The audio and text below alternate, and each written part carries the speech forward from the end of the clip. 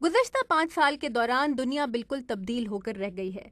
जंग और दहशत गर्दी से पुर इस आलमी मंजरनामे की बदनुमा तस्वीरें अवाम तक पहुंचाने का फरीजा अंजाम देते हैं अपनी जान जोखों में डालने वाले सहाफ़ी, जिनके पास हथियार और गोली का सहारा नहीं होता, सिर्फ कलम और अपने पेशे से खुलूस की ताकत होती है।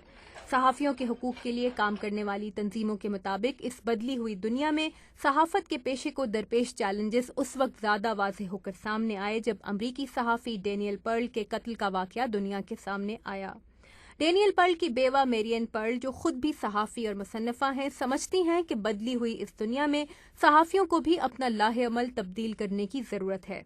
Things have changed a lot and have been a bad way. इतने ज्यादा सहाफ़ी अपने काम के दौरान जाने गंवा चुके हैं कि अब ये हम सहाफ़ियों के लिए एक बिल्कुल बदली हुई दुनिया है।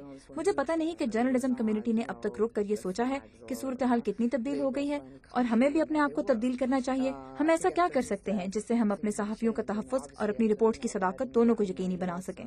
डेनियल पर्ल की मौत के बाद कायम की गई डेनियल पर्ल फाउंडेशन के तहत सहाफ़ियों को ऐसी जर्नलिस्टिक फेलोशिप्स दी जाती हैं जिनके तहत वो अमरीकी सहाफ़ती इदारों में इंटर्नशिप्स कर सकते हैं। इनमें कई पाकिस्तानी सहाफ़ी भी शामिल हैं। मेरियन पर्ल समझती हैं कि सहाफ़ती इखलास की तरह दहशतगर्दी को भी किसी इलाके या अवाम से मखसूस करना दुरुस्त नहीं। The war on terror and Pakistan are two different things. दहशतगर्दी के खिलाफ जंग और पाकिस्तान दो मुख्तलिफ चीजें हैं। आखिर तो ये मानना पड़ेगा कि जो लोग पाकिस्तान और बाकी दुनिया में दहशत फैलाना चाहते हैं वो गुस्से में भरे हुए मुट्ठी भर लोग हैं।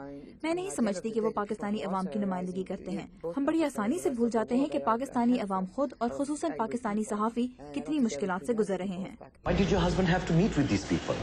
मेरियन पर्ल, जिनकी किताब ए माइटी हार्ट पर हॉलीवुड इसी नाम से एक फिल्म बना चुका है और जिनकी जिंदगी पाकिस्तान के शहर कराची में दहशतगर्दी के एक नए मानी से रोशनास हुई थी, कहती हैं कि पाकिस्तान एक नाजुक दौर से गुजर रहा है और इसके बदलते हुए हालात में उम्मीद की किरण वो खामोश अक्सरियत है जो अगर अपनी आवाज़ बुलंद करे तब भी एक पुरअमन दुनिया का ख्वाब पूरा हो सकता है।